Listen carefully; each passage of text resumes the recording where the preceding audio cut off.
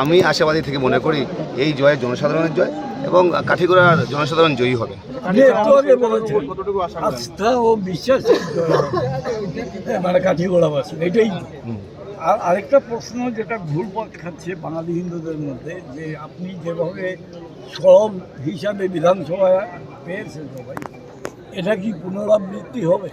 একটা ব্যাপার হচ্ছে গিয়ে যে বরাকের জনসাধারণের একটা আস্থা বা বরাকের জনসাধারণের একটা বিশ্বাস যে বাঙালির হয়ে কমলাক্ষ দেবপুরকাশ তো কথা বলেছেন।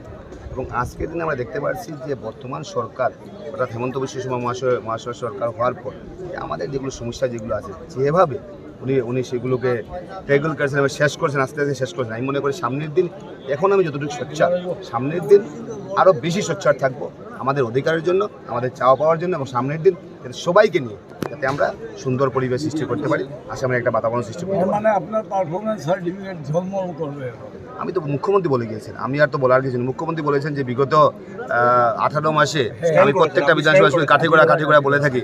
তাই যদি বিধানসভা ইলেকশনের আগে একজন বিধায়ক না হয়ে যদি কাঠিগড়া সম্বন্ধে যতটুকু বলতে পারি যদি, তাহলে আপনারা বিশ্বাস করবেন যে বিধায়ক হওয়ার পর এখন যতটুকু বলছি এর 3 ডাবল বেশি বলবো। কাঠিগড়া মন্ডল বিজেপির একটা গ্রুপ ছিল যে আপনার সব মন্ডল পিছিয়ে আমার সঙ্গে, সব মন্ডল পিছিয়ে আমার সঙ্গে কোনো আপনি উত্তর করিমগঞ্জে যখন ছিলেন তখন সংখ্যালঘু সম্প্রদায়ের মধ্যে অনেক জনপ্রিয় ছিল, মানে সব সম্প্রদায়ের মধ্যেই ছিলেন। আমি বলছি বিশেষ করে কাঠিগড়ায় আপনার এই যে ধারাটা সেটা কি থাকবে?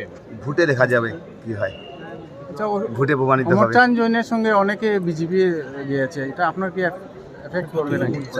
অমরচাঁদ যে কংগ্রেসে যোগদান করেছেন ইতিমধ্যে, ওনার সঙ্গে অনেক বিজেপি আমি তো বিশেষ করে আজকের দিনে আমি মনে করি যে যেগুলো মন্দির হয়েছে, মন্দিরের টাকা যেগুলো পায়নি, রাস্তাঘাট হয়েছে যেগুলো টাকা মানুষ পায়নি, মানুষ জিজ্ঞেস করবে, ওনাকে জিজ্ঞেস করবে আমাদের টাকা কোথায়।